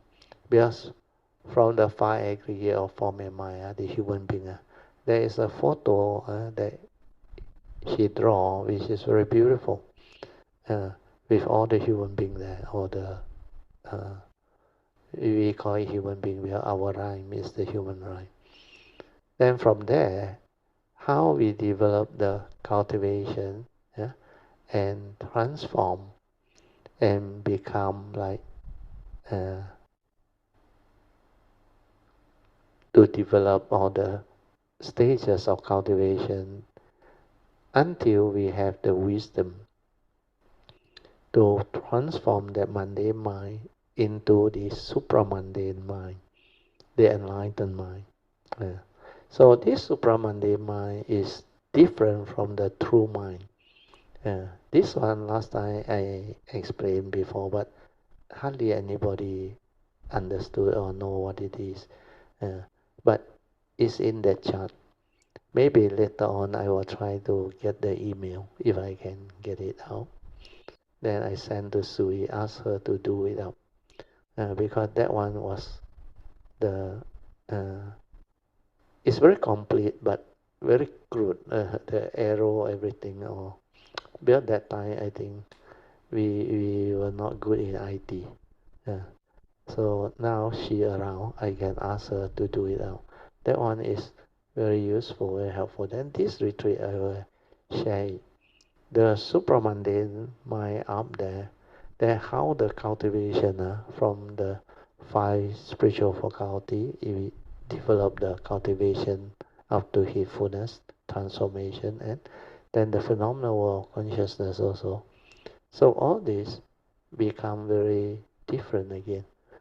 So I realized actually in 2018, I already explained that, but hardly anybody was ready. But luckily, that sheet of paper was still around, and I suddenly saw it. Then I will try to look for it in my email. I hope I can find it. Then I pass to Sui. Otherwise, I give her the hard copy. I think she can do it. Well, the mind map also she can do it. Very big piece. So this one is only one A4, but very detailed. Very detailed. Then if it can be ready before the retreat, that will be very useful. So this is the reason why the teaching will move on its own based on causes and condition and understanding. So today's sharing, I think it brings about another level of understanding that Kayamita should develop as understanding as how you can benefit from all this sharing. Because different Kayamita are on different phases of cultivation. And as you move through, those who have gone through the more experienced one, they can share with you all this understanding. I remember the first few that share was Chin Hao they all, Alicia they all, then also Ing B plus I think at times Man Yuan also, then Chin Hao, and many other Kayamita. Even I think Sui An they also they know. So all this, as people listen, they develop more understanding. And when you have the faith, you progress. Then what we actually can see from all of those that we have developed as understanding after the website came out, initially it's all the recording, then we have the transcript, then we have the what they call various books. Then now all these phases are in place. Then we have the website, which started in January, February, I think. 2017. From there, in fact, the last 6-7 years, the website has evolved and become very, very good. And all this YouTube sharing, plus our class sharing, and all the short video that you all have done, has helped a lot of people to develop clearer understanding. Because what has been shared is actually a lot. And a lot of them, I think, we didn't really have the causes and condition to retrieve them. Because like those few notes that I saw, they are meant for me in my early days to be used as sharing. And sometimes I just, either in the Tuesday class or Thursday class, I will photostat about 20 copies. Then I will distribute and share it in the class. But sometimes it's not recorded. And sometimes it's not, it's recorded but not transcribed. So a lot of these are actually somewhere, but not really surface until I have the causes and condition to retrieve them. So this one that I retrieved was one of them. Hopefully, after it come out, I will try to do it up today and pass to Sui, so that he can still have 3-4 days to do it. By the way, Thursday is our last day before the retreat. That class will be cancelled. Where I also have to attend to a lot of Kayamita who come and see me before the retreat, especially the Singapore people and others. So Thursday class will be cancelled. Our last sharing will be this coming Tuesday. Okay? Poh Cheng, back to you. Yes. Thank you, Varatio, for the very, very, how you call that, overall kind of summary, that what Varatio has taught us since a long time ago until now. Actually, for most of us, we are always looking forward to the Cameron retreat, because there's a very I predicted to most of you the last few retreats. I say when you go, it will become different. And this coming one also, it will become very different. And many people will start to develop the understanding. But now, I think this is the second or third year, third annual retreat where we have Zoom to share. I think third or fourth, I forgot already. Because the Sampo temple, we were very lucky. They happened to fix the Wi-Fi there. I think the last 2-3 years, the Wi-Fi signal was good. So we were able to do the Zoom. So all these are like meant to be. In the early days, in the annual retreat, I remember phone signal also don't have, not to say Wi-Fi. At that time, you have phone, it's like you don't have phone. You need to go to somewhere where there is signal. But then over the last few years, I think the internet speed has improved a lot. Then luckily Sampo Temple also willing to subscribe for the internet. I think Wi-Fi. They have two Wi-Fi application. One for ground floor and one for first floor. So now the signal are strong. I heard from Chin Hao and Sui. So that one will help a lot. Yeah, Poh Cheng, you continue. Sorry. Yeah, so at the Cameron retreat, right? I like to emphasize the importance of the cultivation, and also the Bodhisattva vows, the opportunity to take the Bodhisattva vows that will help cultivators of the way to develop more in-depth, and also to overcome our karmic obstacles, especially that as we cultivate, in our cultivation, right, we will encounter karmic obstacles in our lives. That one very true. So yes, so I find that I mean, for me my own experience I find that without the vows, I don't think we can overcome the coming obstacles so easily, compared. Yeah, definitely. Yeah. That's why So to break the karmic obstruction to progress is a very important understanding. That's why I say that understanding can help a lot of cultivator of the way to progress.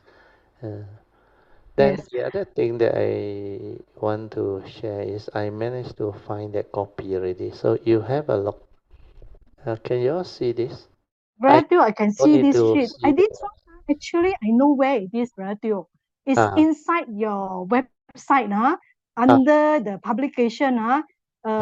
there is this sheet, radio I ever see before in the past.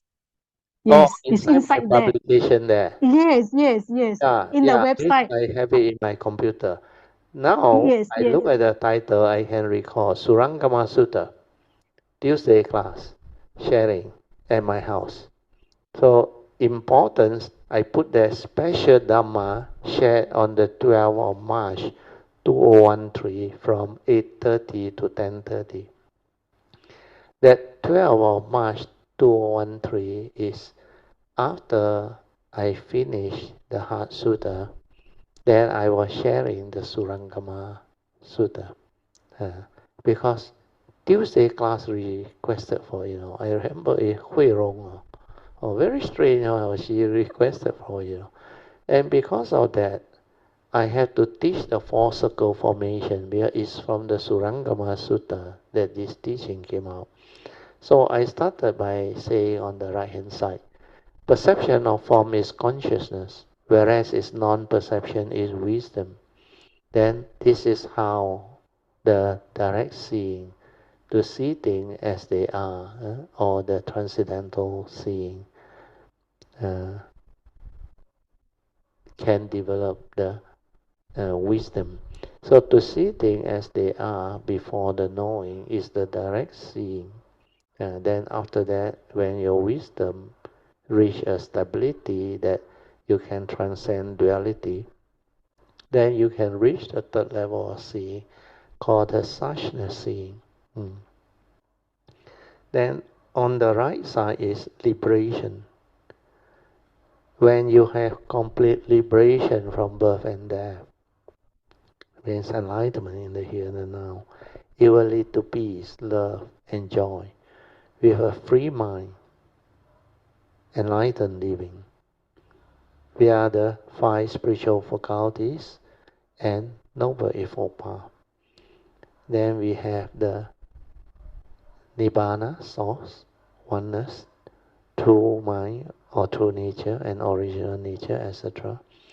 Then we have the true mind, which is just aware, cannot come out and live life because this is just the pure awareness nature before the arising of thought or the knowing process.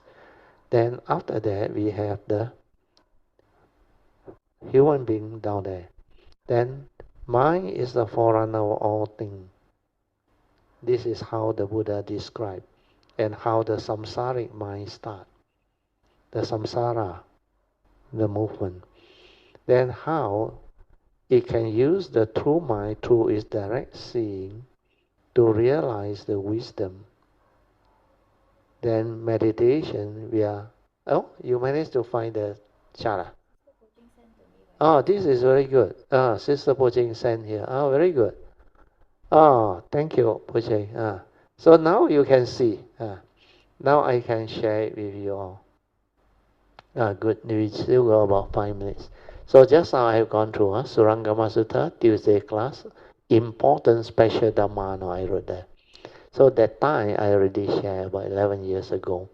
So perception of form is conscious, where is non-perception is wisdom. This is the famous quote from Surangama Sutta.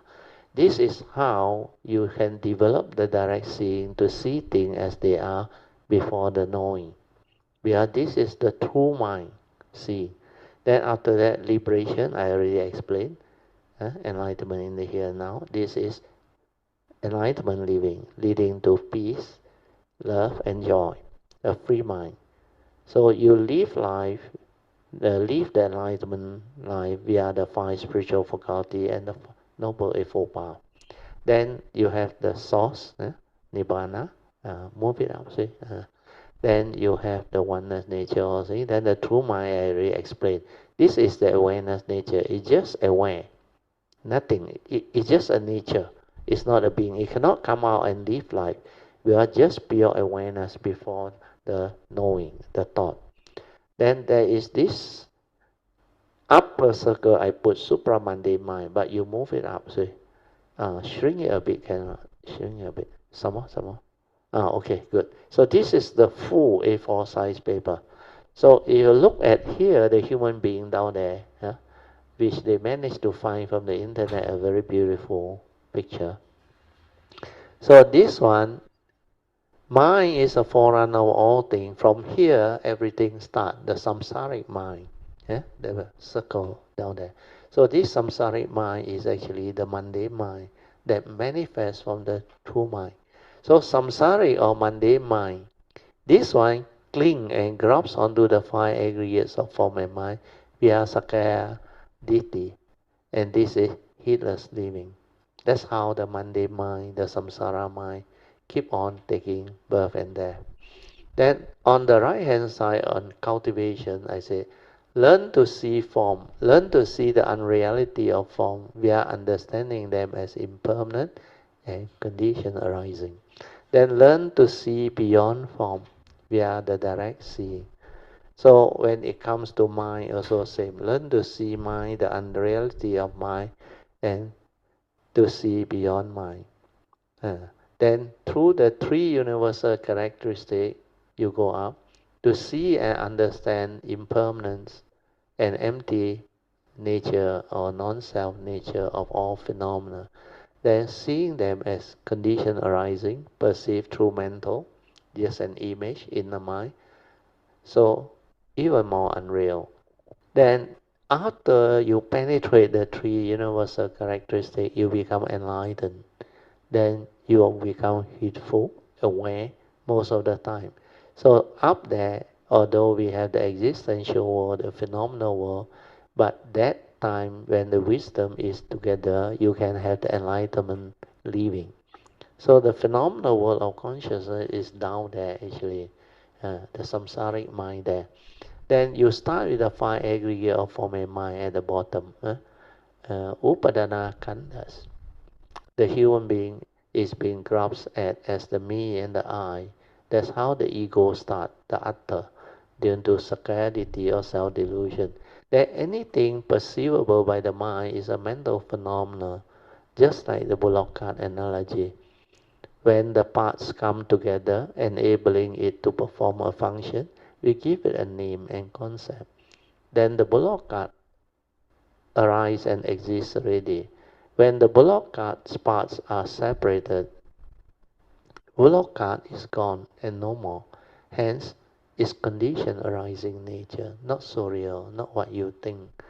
Then on the left hand side is mundane living, dominated by the five mental hindrances, the three evil roots leading to suffering, the external phenomenal world of consciousness, plus the three universal characteristics of anicca, dukkha, and anatta.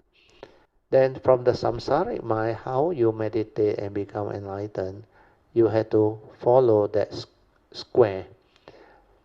This direct seeing can develop wisdom. That's why you must, like the Trinity triangle, from the pure awareness, you go left to develop the direct seeing, to develop the wisdom. So meditation via the silent mind or inner awareness nature to connect back to the true mind. So that is the left triangle. Then from there, it transforms the samsaric mind into supramundane mind up there. So transformation has to happen via wisdom. Then how the samsaric mind or mundane mind cling and grabs onto the five aggregate of form and mind via sakayaditi, leading to heedless living on the left hand side. So all these are explained there. And this chart is very beautiful. And this chart is not in any of the book because it's just a sheet for us to share after the Tuesday class. Because somebody, I think that time was Miss Lee, if I'm not wrong. She prepared the thing, then I edited it, and then I use it for sharing in the next class. So all these are very beautiful notes. Oh, thank you, Po Cheng, for retrieving this. I thought don't have. Okay, good, good. I no need to send to you, so you just improve on it. Because that one initially is still very crude, I think. Then I see whether I can improve on the English or not. Yeah. Then later on we can maybe get it in soft copy, and I print from my printer a hard copy so that I can bring up at the retreat to do the sharing with you all. Okay? Uh, Very good. Sorry for the interruption because the Zoom breakdown, I think, just now. So hopefully now we are back. So like I explained just now, I will get Sui to do it up. Then maybe we can bring it up to the retreat for us to do the sharing. Okay, Po Cheng, thank you so much for extracting that copy. It helps a lot. Anything else you want to share or summarize, Po Cheng? Thank you, Brother Teo, for the additional information. In fact, that particular chart, I seen it before in the past. That's why I can recall, Oh, and very I good. know it's inside the website. Yeah. Yeah. So it was yeah, like Brother Teo said, it was from the Surangama Yeah, Sutra. Sangama Sutra. Um, Yes. that they all come up with this particular chart. Yeah, Yeah, that's very why in beautiful chart. the website there are a lot of this type of notes which are not in book form one. You need to go and extract it out to learn. Because at that time, what I do is I just print out a hard copy, then I share. Print out a hard copy, then I share. During the early days, a lot were done like that. Then we only managed to compile the Heart Sutra into a full book because it was useful. And Kayamita at that time knew all this Heart Sutra lesson what that I used for sharing at the annual retreat was very good. So with the feedback, that's why I decide to agree to the compilation. So a lot of Kayamita I have out that time, I remember.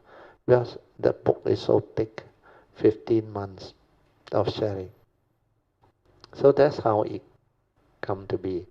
Then the rest of the loose notes, like this one that I mentioned, I think we have quite a lot, but I also don't have the hard copy because every time retreat I keep a few. Every time retreat I keep a few. Then whatever no longer useful, I just throw it away. But this one I happen to find it inside the bag, the very old bag. It was in the 2018 sharing, I think. I saw the program was 2018. So it was together with that one. So it so happened it's still there. Okay, anyway, we will end. Let us Yes. Thank you, thank you, no problem. Bratio. You Lots of continue. gratitude to Bratio and all the Kayamitas that Yeah. prepare all these notes so that future Kayamitas can also benefit from it. Yeah, thank you very much. 感 Yeah, 恩，阿弥 sadhu, 陀佛，sadhu. Yeah, 萨土萨土 sadhu. 萨土。So let us now share merits. Aka Sata Chil Bhumata Devanaga Mahindika Punyang Tang Anumoditwa Chirang Rakantu Loka Sasana Etta Wata Chamihi Sampadan Punya Sampadan Sabbe Deva Anumodantu Sabba Sampati Siddhya Idang menya tinang hotu sukita hontu nyateyo. Idang menya tinang hotu sukita hontu nyateyo. idang me tinang hotu sukhita hontu nyatayo devo vasadkalena sasa sampati hetu cha hito bhavatu loko cha raja bhavatu dhammiko imina punyang kamina mame bala samagamo satang samagamo hotu yawa nivana patiya sadhu sadhu sadhu. Okay, you all can now pay respect mindfully to Lord Buddha, Kuan Yin Bodhisattva, and all the worthy one. Then we end. Sadhu, sadhu, sadhu. Okay.